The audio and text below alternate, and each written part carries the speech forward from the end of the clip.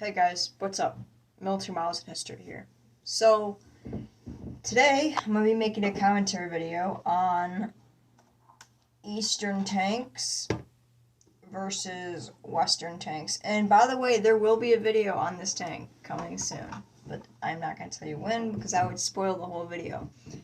So, commentary today is West versus East in MBTs. Like, which had better MBTs, the West or the East? It's one of the most debated conversations in military talk or military historians. Everyone has the conversation or thought, or at least everyone that has likes military tanks has an opinion on this question: West versus East. Who had better MBTs? Most people would say West. And although that is mostly true, the West did develop better MBTs around the 70s, only to the 70s. But I would say the East had better MBTs in the 50s through the 60s. And I can tell you why. So, Eastern tanks in 1950. The war was ended in 1945. The Soviets have already started to begin working on a T-44, and then the T-44-100, T-54 variants. And when the T-54 was made, that was a breakthrough, because it had lots of things that the new Western MBT didn't. So it was very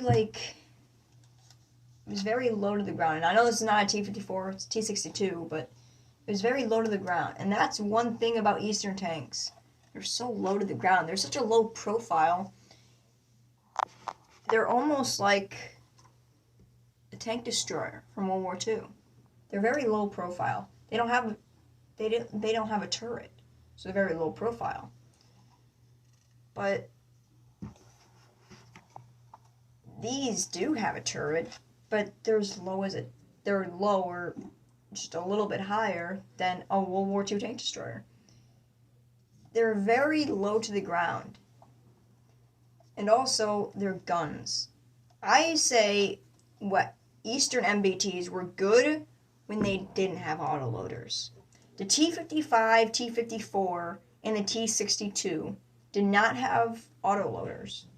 They had manual loading systems, where that means a loader would have to load the round. They didn't rely on an auto-loading system. Now, Eastern tanks with autoloaders, in my opinion, are not a good idea, because they're all right here, right under the turret. And if a Western tank would pierce, which can penetrate the lower plate, it would go and detonate all this ammo rack, because there's an autoloader right under the turret.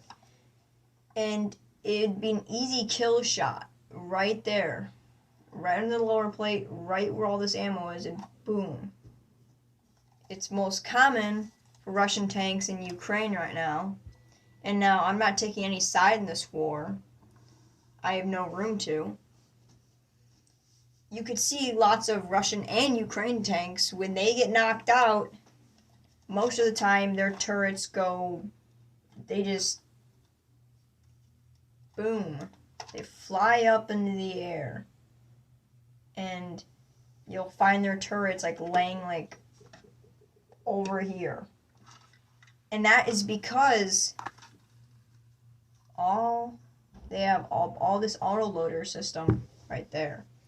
Now, the tanks used in the Russian-Ukraine war right now are T-72s and T-64s. T-64s are mostly used by the Ukrainians, though. And I like the T-64. It's one of my favorite Russian MBTs. But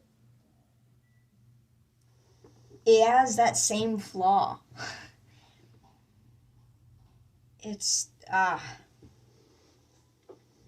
I don't know why, but they decided the Russian tanks. I'm just using my German T-34-85 because I don't want to pick up my T-62 anymore. It's very delicate, but so they would have their auto loading systems right under here, okay? And it was just such a bad idea. But guess what? Western tanks kept the same design throughout the whole entire Cold War, where they relied on manual loaders to load the rounds.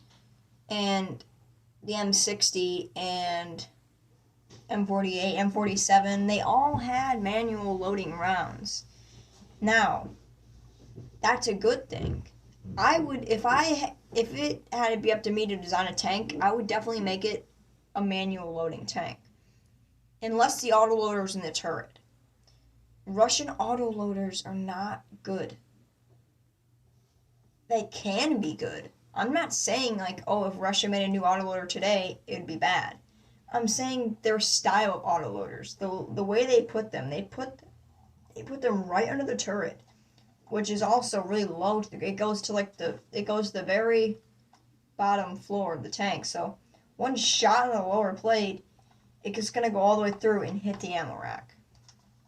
Now, you could just say, oh, well, the Abrams has the same thing. The Abrams, you could just go straight through the lower plate. Yeah, sure.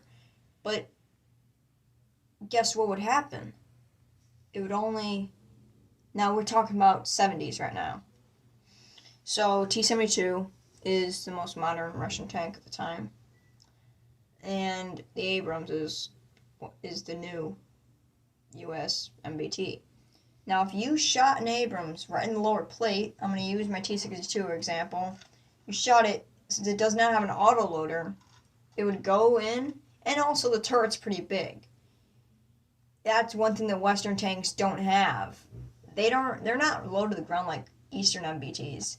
They're high up, you know. They're definitely not trying to hide their profile. Now you see,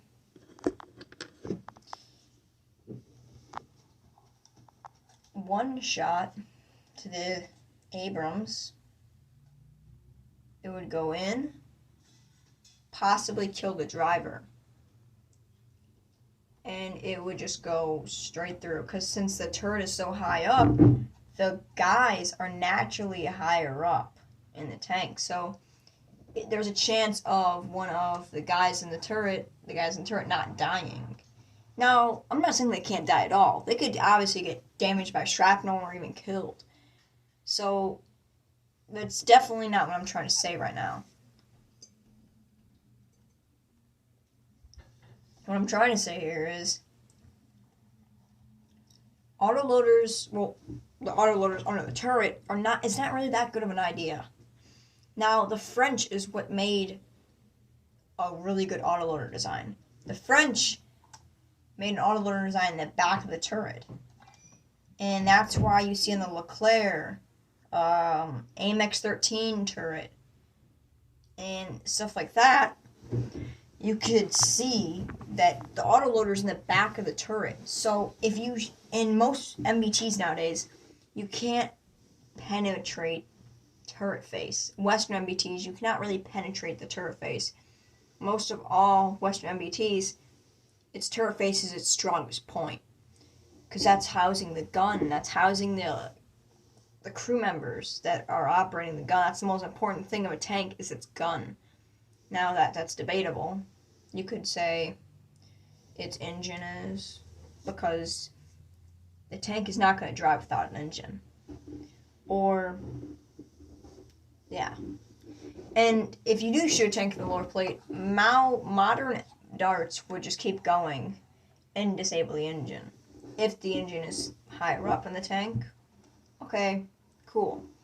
But it's not the case really, mostly. So, the back of the turret French autoloader design on a Leclerc is, in my opinion, Leclerc is one of the best MBTs in the world. For that one, there's a common meme about it, oh, it's French, it's bad. All French tanks are bad, right? No, that's very wrong. French tanks are not all bad. Especially the Leclerc. There's lots of jokes about the Leclerc. It has even though it is one of the most fastest Western MBTs in service in the West right now. But people make fun of it, saying, "Oh, it probably has a really fast reverse gear as well." Okay, well, it has a decent strategy or a design. Didn't mean to say strategy. Design layout. It has a really good design layout because the design layout is an autoloader that can reload in like 4 seconds, and that is from the source I got. 4 seconds. And obviously, this back of the turret autoloader has some flaws. It cannot hold as much rounds as like an Eastern autoloader can. Eastern autoloaders, they can have all of their rounds on their autoloader in the bottom of the tank, in the hull, right under the turret. But the Leclerc has one of that. They have an autoloader, but it does not do that. It's in the back of the turret, so when the autoloader is out of rounds, they have to pick up their rounds. They have to reload the autoloader full of rounds. Now, that's not a problem. They could probably do that, but it'd only be a problem if they run out of rounds in their autoloader in the heat of combat. That is when it becomes a problem. Now,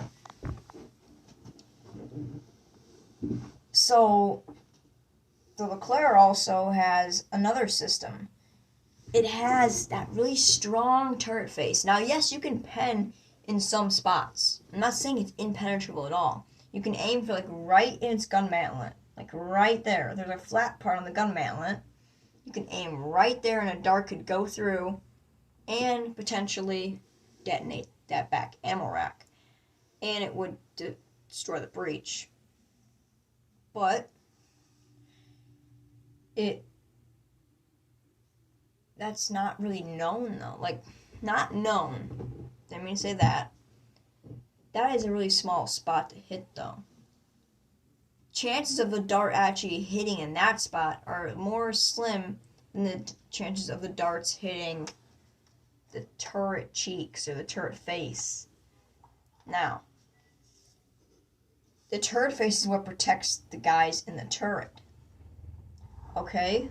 So, it's obviously, I'm just going to use my T-62 turret for example. All the guys are right here. The most thickest armor point is right here, the turret cheeks. Right? And the turret cheeks are the things protecting this autoloader back here. So one dart hits right there, boom, doesn't penetrate. Because modern Russian darts won't have enough penetration to penetrate that. So it's obviously a better autoloader design.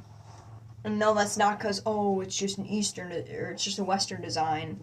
I'm not one of the kids who's like, I'm just a little Western kid. I think Western stuff is all better because I live in the West. That's not true at all. There are some things that I actually have an opinion that Soviet tanks were better all up until the 70s. They had better designs, in my opinion. They were reliable. T-55, for example, it was the most reliable tank in the world. And it was the most exported tank in the world, too. It still is to this day. And also, the reason why I think this MBT thing is the Eastern MBTs are better than the Western MBTs from the 50s to the 60s, or 70s. The 70s is where it all started to end, when the Abrams made a entry. And basically, in the 50s and 60s, all Eastern tanks were like T-55s, T-62s. Now, the T-62 was actually a dreaded opponent. When the T-62 came out and was released, the West automatically started making designs for new tanks. Because that's normal military response, though. You see your enemy makes a new tank, your automatic response is to make a new tank as well. So it's all about keeping up on the modernizing thing. You're supposed to modernize when your enemy modernizes. And that's kind of what happened. T-62, it was, the West didn't, they knew it was not definitely going to be a bad tank. They never thought Eastern tanks were bad. All up until the 70s, 80s, and they still never really thought they were bad, but they knew they had an obsolete type system. The obsolete type system was obviously their autoloaders. Lots of their autoloaders are still Soviet era technology, and that's like kind of like the Russian thing with most things have Soviet era equipment. Now this is not far off. You could see lots of things in Ukraine right now, captured equipment that is dated and was made in the USSR. So yes, Russia does use outdated equipment still to this day. But I'm not saying the T-80 BVM, T-90M, I'm not saying these tanks are bad, but they have flaws, like every tank in the world has. Every tank in the world has flaws, and if you don't want to admit this, you have to be an idiot. And back to the reason why I think the Eastern tanks were better than Western tanks till the 70s, because they had lower profile. They had this thing I was explaining earlier. They're really low, good for ambushing, and they were reliable, and they were fast.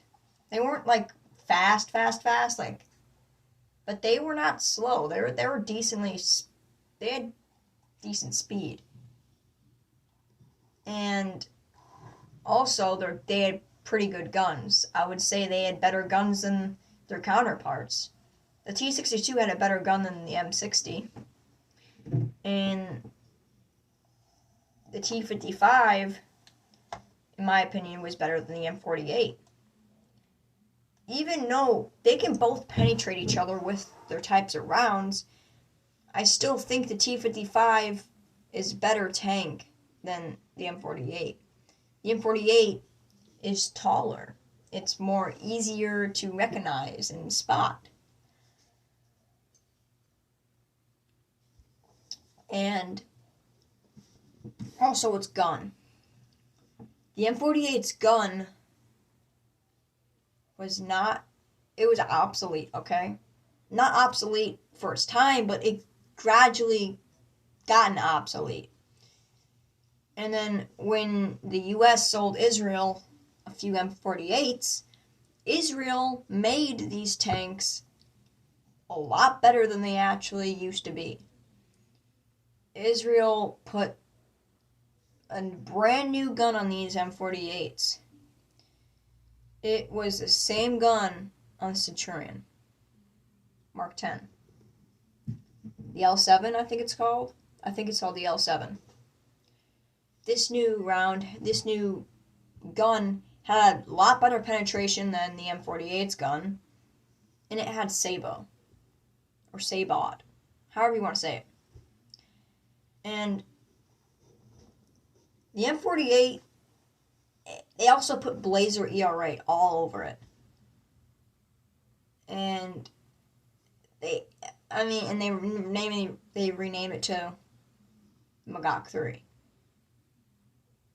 Or, forgive me if I'm butchering the name or the pronunciation. I forgot how to say that word. The Israelis made it better than it actually was. And that's what they tend to do with lots of their tanks. If you have time, you could look up the Gal Batoche, and you could realize that this used to be an M48. It's a lot better now. They also did that with Centurions too. The shots, that's what they're called, shot. Or shout, I think it's, no, I don't know.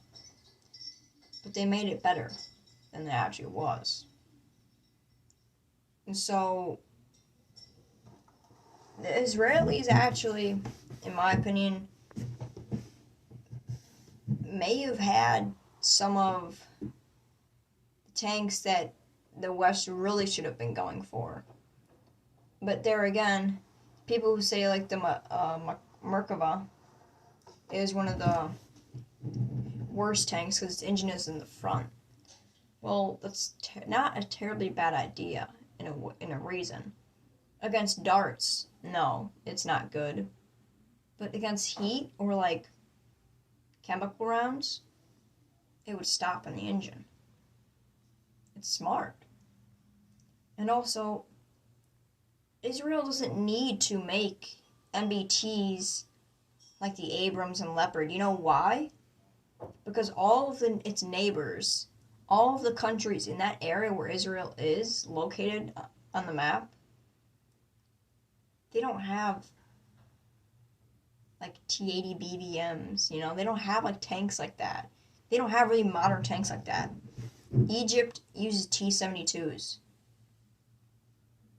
Yeah, T-72s. And why would you need such a... The Merkava can obviously give T-72 a bad day. Easily. No question about it. You'd be a fool to argue with me about that. But the Merkava has that potential, and people say it's bad because it's not the best. It's not good for facing modern Russian stuff. But it's actually not meant to do that.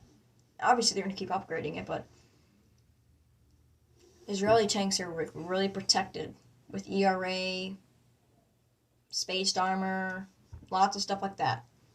Because they're used to, like, fending off with heat rounds. And ongoing, if you even want to call it a war, but Palestine, there's lots of militants, or terrorist groups, if you want to call them. They have, like, RPGs, things like that.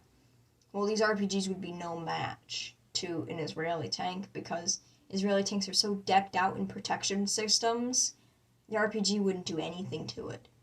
All it would do was scratch the paint. And that's why they don't really need types of MBTs like that. And that stands my point. Modern Western MBTs are better than Eastern MBTs. Hands down about it. I mean, that's simple. Everyone should know this. But I feel like 50s through 60s, the East was better because of these systems where they don't have autoloaders, so they're not as vulnerable. So you get one shot in the lower plate, it has a chance of going through the lower plate and just kind of going through and not killing anyone in the turret. But you may kill the driver. There again, the driver's on this side. If a dart goes through this side, you could damage it and cause a fuel explosion because T-62's fuel tank, one of its fuel tanks, is right here in the front. Now, I don't know why they do this, okay? It's kind of dumb if you ask me to put a fuel tank right in the front when you have armor that cannot stop, like, a NATO round. Now, that sounds goofy to say, but that's like a Western round, if you want to call it, okay? A Western round.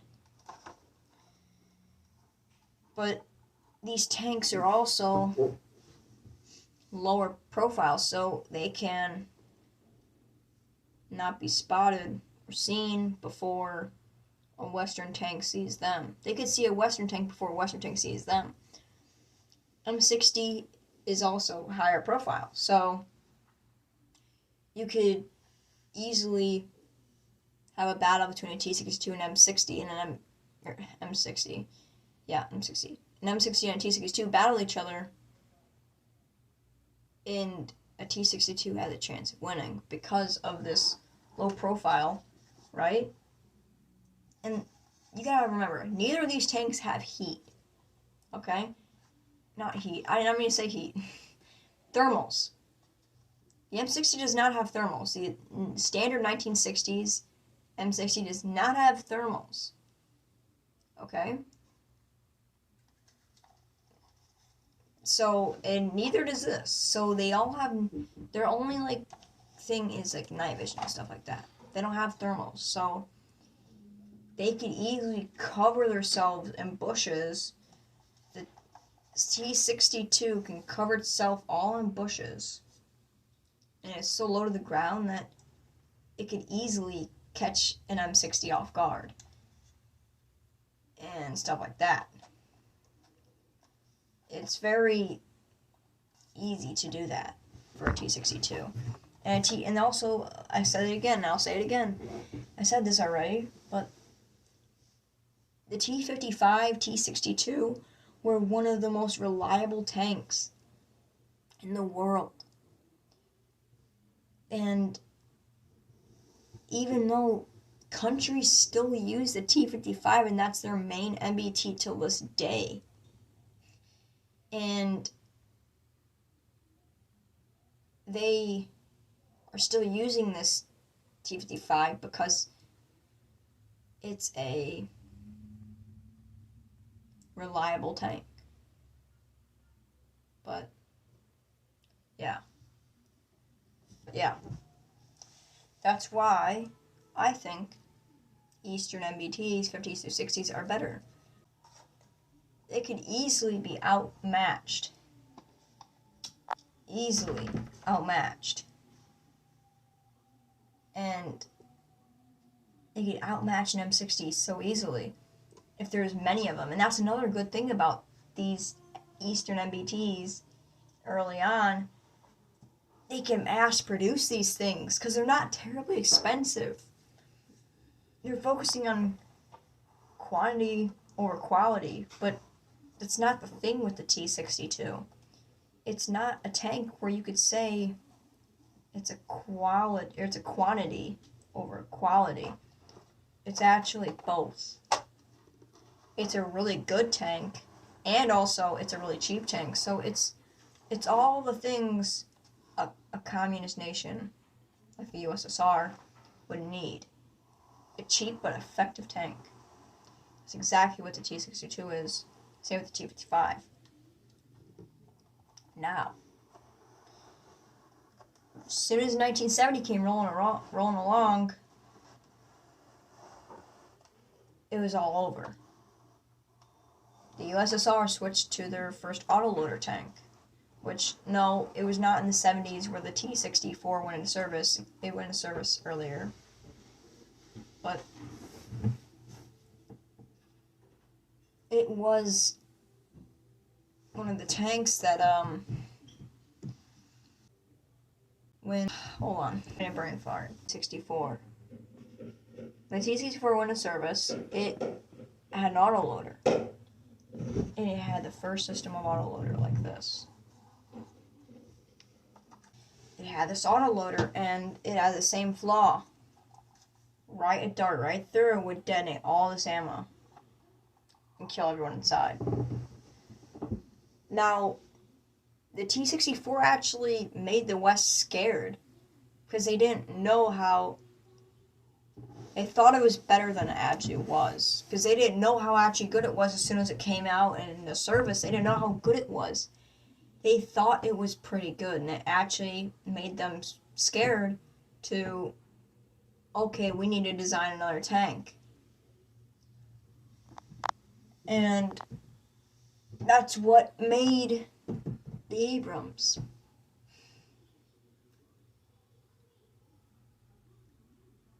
But before the Abrams came, MBT-70 came.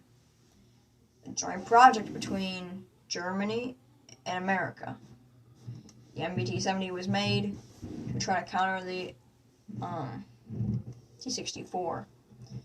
Now, I think the T-64 wasn't a terrible tank. It definitely wasn't bad.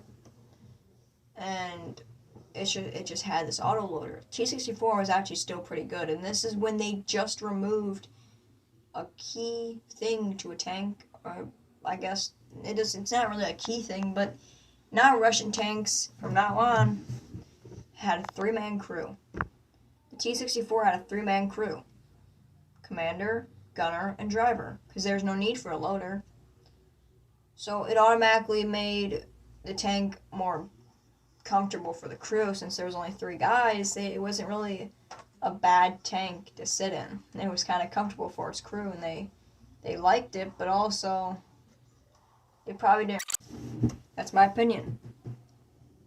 Now, all of the T-60s and T-55, T-60s as well, I think were better than the Western MBTs. So 50s to 60s, Eastern MBTs were better than Western, but it all changed when the Russians started using that autoloader. Yeah. That's the commentary today, folks. That's the video. Hope you guys enjoyed, and I'll see you guys in the next video. And I also will be making a video on this pretty soon. I just finished this. So, yeah. Catch you guys later.